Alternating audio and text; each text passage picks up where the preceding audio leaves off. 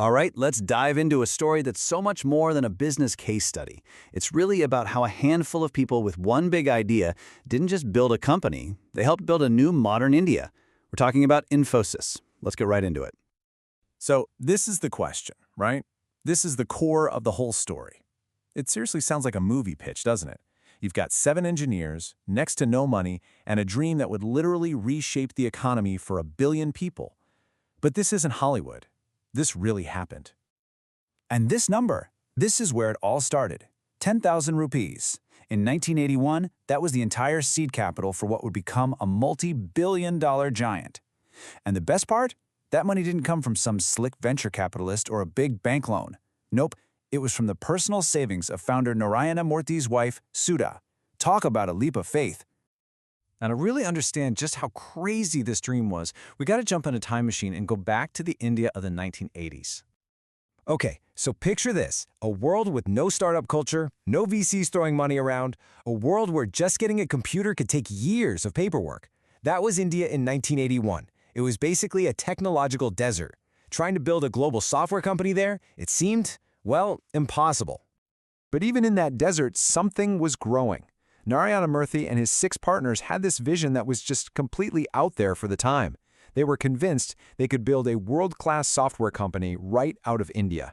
And not just any company, one that was ethical, transparent, and could go toe-to-toe with the best in the world. But, having a great vision is one thing. Making it happen is a whole different ballgame. And for the Infosys founders, the road ahead was just full of obstacles. This slide just lays it all out. The massive gap between their dream and their day-to-day reality. On one side, you've got this grand ambition for a global tech giant. And on the other, the hard truth. They didn't even own a computer. Getting a simple phone line could take years. And the rest of the world? They were pretty skeptical that anything world-class could come out of India. So how on earth did they pull it off? Just pure grit and some serious creativity. Their first office was a tiny apartment in Pune. Get this, they often had to write code on paper because getting time on a computer was so rare and expensive. And every single step, every contract, meant fighting a mountain of red tape. But you know what they say, necessity is the mother of invention. And out of all that struggle came a genuine breakthrough. An idea born from their limitations that would change everything, not just for them, but for the entire IT industry. They called it the global delivery model, and it was an absolute stroke of genius. The idea was actually pretty simple. Why do all the work at the client's super expensive office in, say, New York, when you could do a huge chunk of it back in India for a fraction of the cost? So here's how it worked. A small team would fly out to the client's office to handle the face-to-face meetings and the big picture strategy. But all the heavy lifting, the actual coding, the development, the support, that all happened back in India. It was a total win-win. Clients got amazing work for a great price, and Infosys could grow like crazy. The global delivery model was the engine that powered their growth. But what came next? Well, that was the rocket fuel that launched them into the stratosphere. 1991, that was the year it all changed. The Indian government kicked off these massive economic reforms that just tore down the old restrictive system. Suddenly, all those bureaucratic walls came tumbling down. And for a company like Infosys, which was perfectly positioned with its new model, it was like a dam breaking. And wow, did things take off fast. After moving to Bangalore in '83, they just rode that 1991 wave, going public in India only 2 years later. And then, in 1999, they made history, listing on the NASDAQ. I mean, that wasn't just about money. It was a global announcement. It told the world that an Indian company could compete and win on the biggest stage there is. They basically kicked the door open for everyone who came after them. But look, the Infosys story is about so much more than stock prices and revenue charts. It's about creating a whole new way of doing business in India. This is what really made them different. They were transparent in a way that was almost unheard of in India back then. They gave their employees stock options, turning regular people into millionaires. They built a culture where it was what you knew that mattered, not who you knew. And they had one simple, unbreakable rule: no corruption. Period. In a business world where trust could be pretty hard to come by, Infosys became this shining example of integrity. When you worked with them, you knew you were getting the real deal. They weren't just a company. They were setting a completely new standard for an entire country's corporate culture. And the numbers? Well, they speak for themselves. By 1999, their revenue blew past $100 million. Think about that. from a 10,000 rupee loan from a supportive spouse to a global tech powerhouse in less than 20 years. It's just an incredible journey. So, what's the big takeaway from the Infosys story? For one, it shows that huge things can come from the smallest beginnings. It's a massive testament to the power of just sticking with it, of innovating, and of doing things the right way. But maybe, just maybe, it's a challenge to all of us. It makes you think about the difference between just having a big idea and actually building a lasting legacy. What's your big idea, and what are you doing to make it real? Welcome to The Explainer. Today we're going to tear down the blueprint, the strategic plan that took Infosys from, a respected national player to an absolute global powerhouse. Okay, so how on earth does a company do that? How do you become a global giant in just 14 years? That's the big question here, and believe me, it's one of the most incredible business stories of our time. We're going to find out what their secret sauce really was. And, what a journey it was. Think about it. In the year 2000, Infosys was a really respected, solid Indian IT firm. Fast forward just 14 years later, and boom, they're a global technology powerhouse. The change is just staggering. So we're going to unpack this whole thing. But look, this isn't just a boring history lesson. Nope. Think of it more like a masterclass in strategy. We've broken down their entire growth blueprint into 4 key pillars. And these aren't just separate ideas. They all worked together, perfectly in sync. All right, here's the game plan. We'll start with how they went from India to the world. Then we'll get into the real nuts and bolts, their innovation engine. After that, we'll talk about the people, the human factor, and finally, the foundation of trust that held it all together. And then we'll see how it all clicks into place. Okay, let's jump into pillar number 1, from India to the world. It's one thing to say you want to be a global company, right? It's a whole other challenge to actually build the physical footprint to make that happen. So what was the first move? It was all about aggressive but smart global expansion. They didn't just try to sell from a distance. No way. They went out and physically planted the Infosys flag in key markets, the US, Europe, all over, setting up offices and development centers so they could be right there next to their clients. And you have to understand, this wasn't just throwing darts at a map. Oh no, this was surgical. They went after the big fish, the high-value sectors like banking, finance, and tech. Basically, they followed the money and the toughest problems, and they made themselves the go-to partner for the giants in those fields. Okay, so they've got the global offices and they've got the A-list clients lined up. Great. But the million-dollar question is, how did they actually deliver? What were they doing that was so different? Well, this is where we get to the real secret sauce, the operational genius that just blew the competition away. And here it is, the absolute heart of their strategy, the global delivery model. Now, don't let the name fool you. This wasn't just some boring business process. This was a game changer, a truly revolutionary idea that literally redefined the entire industry. So, how did it work? It's actually pretty brilliant. Picture this. You have consultants on the ground, face-to-face with the client in, say, New York, really digging into their needs. Then, that information gets beamed over to development teams, maybe in India or Europe. And because everyone's in different time zones, the work just never stops. It's a constant 24/7 global assembly line for innovation. But they didn't just rest on their laurels. They kept pushing. They realized, hey, we can do more than just code. So they started diversifying into higher value stuff, consulting, BPO, systems integration, and eventually the really big moneymakers like analytics and cloud. Plus, with their own R&D arm in Infosys Labs, they weren't just a contractor anymore. They were becoming a full-service, end-to-end strategic partner.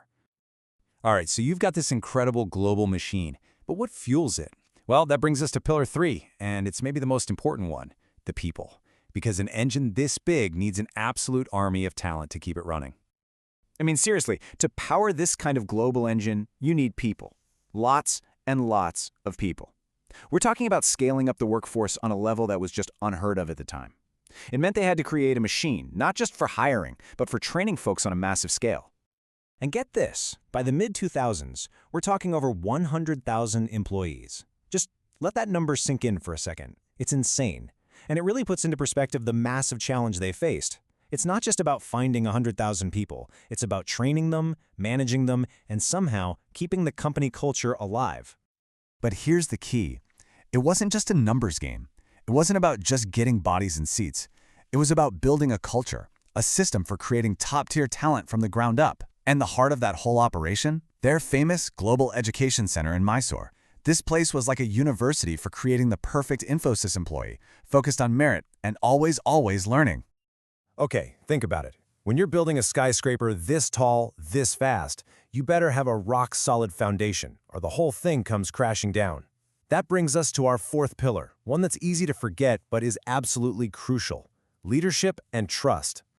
And the leadership setup they had was just perfect for this kind of growth. You had the visionary, founder N.R. Narayana Murthy, who is kind of the soul of the company, setting the big picture and the core values.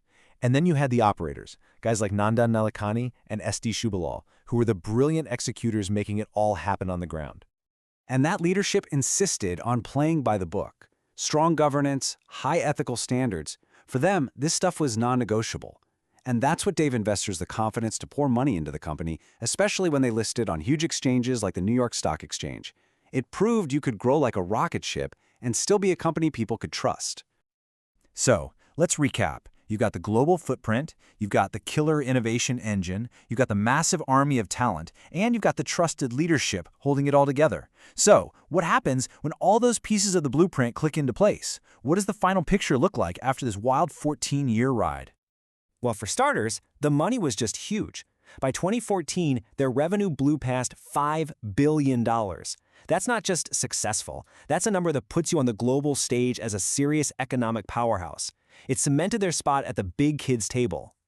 But the money is only part of the story. The real transformation was in their identity. They completely changed how the world saw them. They weren't just the outsourcing guys anymore. No. They were strategic partners to the biggest companies in the world. They became thought leaders, the people you went to when you needed to figure out this whole digital transformation thing. So the Infosys blueprint is an incredible lesson in how you build a global giant, right? But it leaves us with one last really big question, a question that every successful company has to face eventually. Once you've become a giant, how do you avoid becoming a slow, sleeping giant? How do you keep that fire, that innovative edge that made you great in the first place? So today, we're going to unpack the story of a real IT titan, Infosys, and its incredible, high-stakes journey to completely reinvent itself for the digital age. And look, this isn't just another corporate turnaround story. It's more like a playbook for how giants can actually learn to navigate massive disruption. And that's really the question at the heart of it, isn't it? When you are a massive, established company, we're talking hundreds of thousands of employees, how on earth do you become agile enough to compete in a world where technology changes practically every day?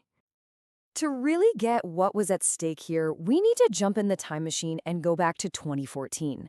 Infosys, this absolute behemoth in the IT world, found itself at a major crossroads, staring down the very real possibility of becoming, well, a relic.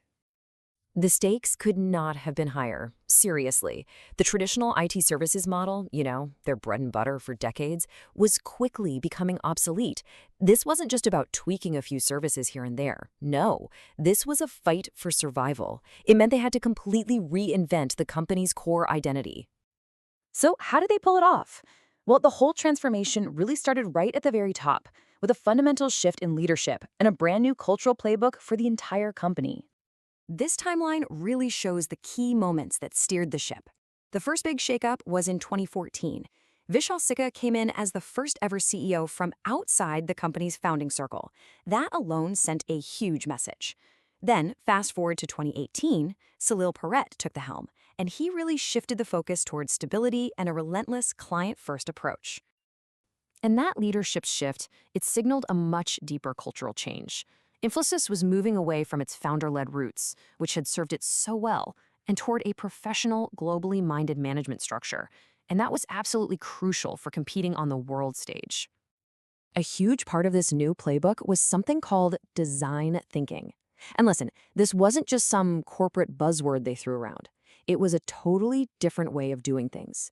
It meant they stopped just fulfilling technical specs and started deeply understanding the end user's actual problems, building human-centered solutions from the ground up. Okay, so with new leadership and a new mindset in place, it was time to build. Let's dig into the concrete actions Infosys took to construct its new digital capabilities, basically from scratch. This is where the pivot gets real. Infosys went all in on core digital offerings, things like cloud, AI, and IoT. Their whole mission changed. They were no longer just the folks who maintained old systems. They were now the architects of their clients' digital futures. A perfect example of this investment was the launch of Naya, their very own AI platform. This wasn't just them trying to keep up. It was a clear signal that Infosys was planning to be a leader in AI and automation. They used Naya to help clients automate all sorts of complex processes and pull critical insights out of their data. Now, a company this big can't build everything in-house, right? So a key part of their strategy was making some really smart, targeted acquisitions. As you can see, they bought Panaya to boost their automation skills, Fluido for their cloud expertise, and Guide Vision for digital consulting. It was a fast way to bring brand new skills right into their portfolio. But new tech and new companies were only part of the story. The real challenge, probably the heaviest lift of all, was internal. Infosys kicked off this massive initiative to reskill its huge workforce, training literally hundreds of thousands of employees for this new digital world. This was the human engine of the transformation. So, with new leaders, a new culture, and a powerful new digital engine all in place, the big question is, did it actually work? Let's take a look at the results of this monumental effort. And here it is, the headline number. By the early 2020s, revenues had crossed a staggering $16 billion. That figure, all on its own, is just a powerful testament to how well the reinvention strategy paid off. This chart really puts that number into perspective, doesn't it? You can literally see the massive jump in growth, comparing the company's performance in its old legacy era with the new heights it reached after going all in on digital. The difference is just stark. But the transformation built more than just revenue. It built resilience. When major global disruptions hit, like the pandemic, Infosys's modernized delivery model and digital-first services meant they were ready. They didn't just weather the storm. They actually thrived in it. The story doesn't end with financial success, though. The transformation totally elevated Infosys's role on the world stage. It turned them into a true global partner, one recognized for a lot more than just its bottom line. And the world really started to take notice. The awards and recognition went way beyond just technology. Infosys began to be seen as a benchmark for excellence in digital transformation, in corporate governance, and even in sustainability. They had successfully repositioned themselves as a true industry leader. And you can see this commitment to a bigger impact in their initiatives. Through things like innovation hubs, partnerships with universities, and the Infosys Foundation, the company invested heavily in developing the workforce, boosting digital literacy, and creating social good. They were really cementing their role as a responsible global citizen. So ultimately, if you boil it all down, the transformation can be summed up like this. Infosys successfully evolved from being a back-office IT provider into a strategic, end-to-end digital partner for the biggest companies in the world. That was the goal, and the results speak for themselves. Which leaves us with a final thought. The Infosys story is an amazing case study, for sure, but it also reflects a universal challenge that we all face, whether as people or as organizations. In an age that's defined by constant disruption, what does it truly take to reinvent yourself for whatever comes next?